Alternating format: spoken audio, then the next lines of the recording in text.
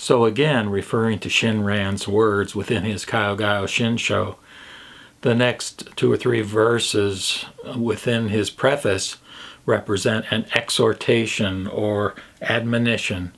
And in that vein, he says, accordingly, this is the true teaching that can be easily practiced by ordinary, inferior men.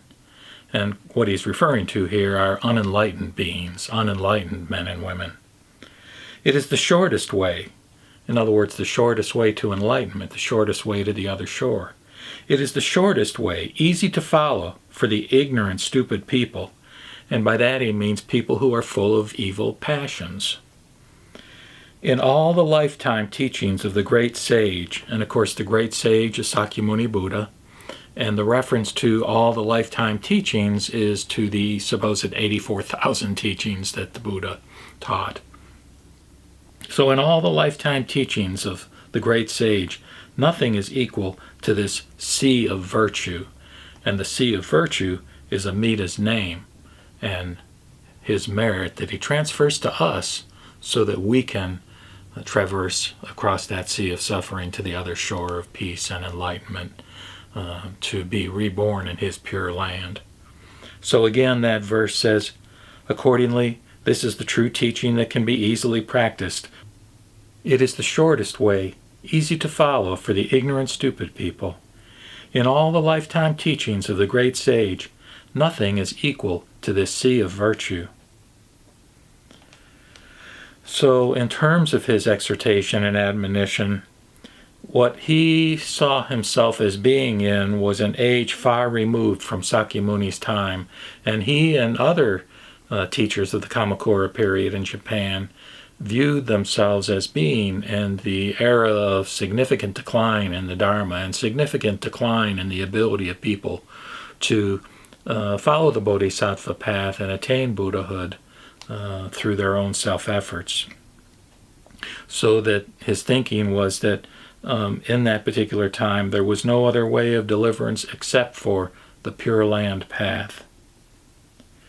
And in Shin Buddhism, enlightenment is very quickly attained by virtue of Amida's merit and power. Again, what happened was when he was Dharmakaya Bodhisattva, he accumulated massive amounts of merit through an extraordinary career of good works and following the paramitas of the Bodhisattva.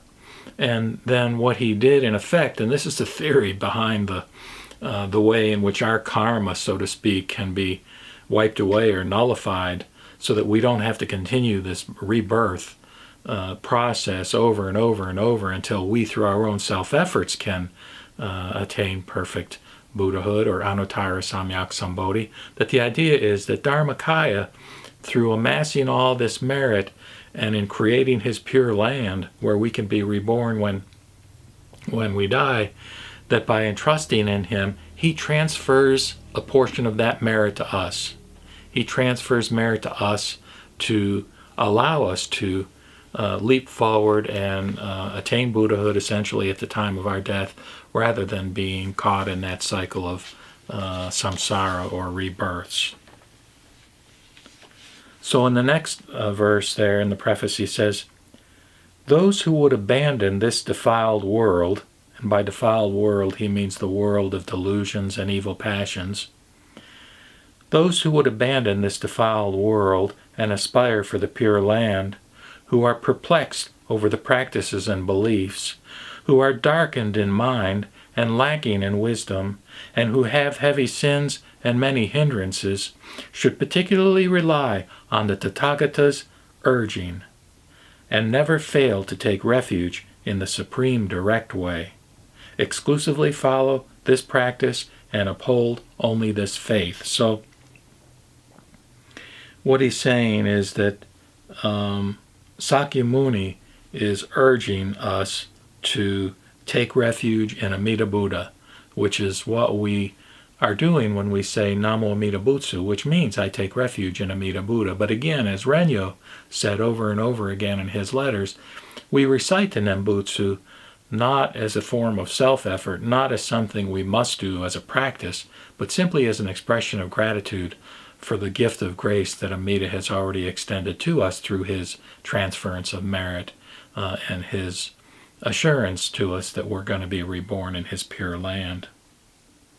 So when he talks about the supreme direct way, or the white path, if you want to look at that classical story about the path between the fire and the water, that I actually created another video describing, that direct way means salvation by Amida's original vow, the original primal vow, or the 18th vow of Dharmakaya Bodhisattva.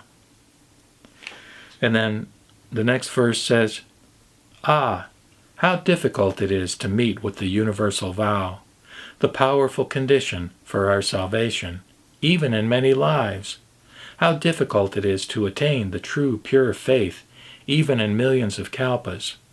If ever one receives the practice and faith, he should rejoice at the long past relationships with Amida."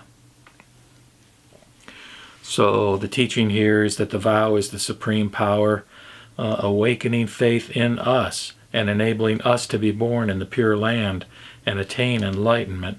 In other words, it's the power of the vow working on us, not us doing anything through our own effort toward believing or having faith or whatever.